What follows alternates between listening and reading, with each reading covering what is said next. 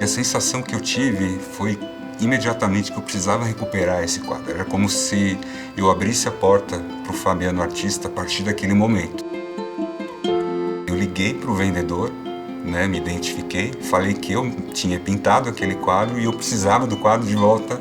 No outro dia eu fui lá pegar o quadro e ele não acreditou, né? Eu também não acreditei que eu tinha conseguido recuperá-lo.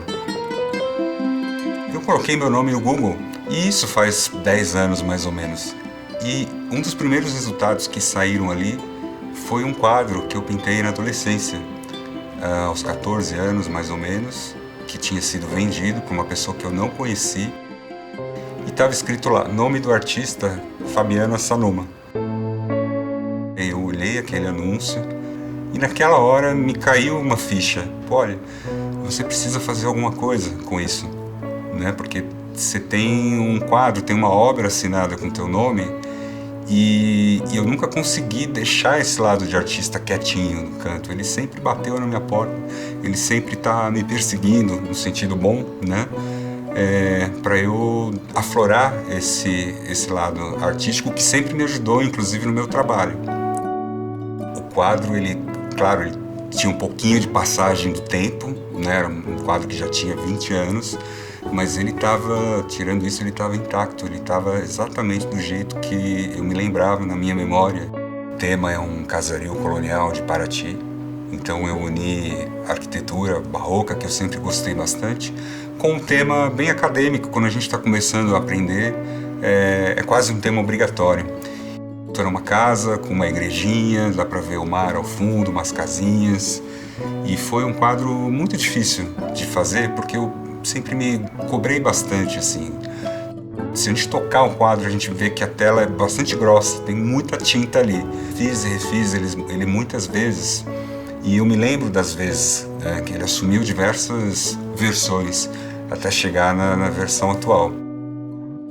A pintura e o desenho, você tem essa possibilidade de refazer e de trabalhar em cima e de tentar melhorar.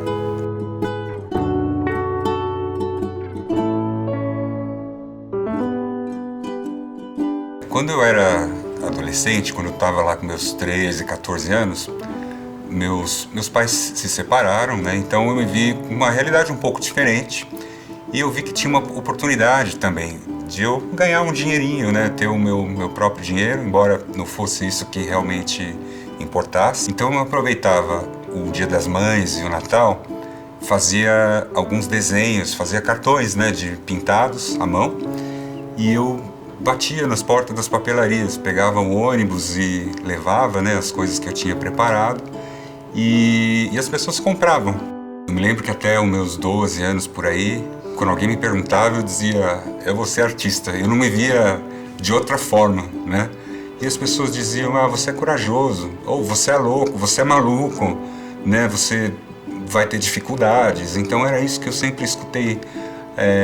As palavras de estímulo eram mais difíceis, as pessoas não compreendiam como alguém podia querer escolher ser artista, né? Ter uma carreira vivendo de arte. Mas tinha essa cobrança, né, de casa, de fazer uma carreira, de ser um profissional, enfim. E não que você não pudesse ser sendo artista. Qual que é o limite entre você ser amador e você virar um artista profissional? A vida foi indo para outras direções. Sou publicitário e administrador e trabalho numa empresa de tecnologia de marketing digital. Num momento tão difícil como esse da pandemia, uma das coisas que eu fiz, que eu procurei fazer, foi organizar minha mesa de trabalho, onde eu pudesse colocar os materiais ali e todos os dias eu sentava ali um pouco e produzia alguma coisa. Eu deixei ela sempre a postos para que eu pudesse ter um pouco de distração, um pouco de encontro comigo mesmo, né? Foi uma forma que eu tive de encarar esse momento tão difícil. Algo que me deu muito alívio, me trouxe muita satisfação por saber fazer algum trabalho manual. Tanto é que isso tem se fortalecido, né? O Fabiano artista está aparecendo cada vez mais.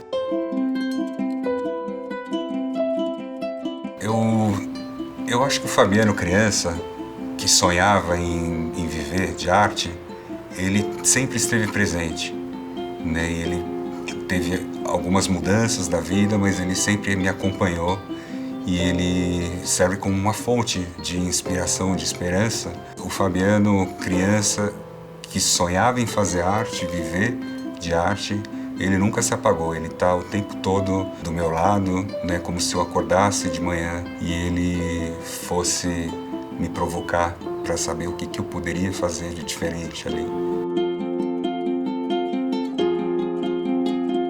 A importância do desenho, eu acho que você poder trilhar um caminho é como se fosse uma gestação, que cada dia acontece alguma coisa nova que é impossível de você parar.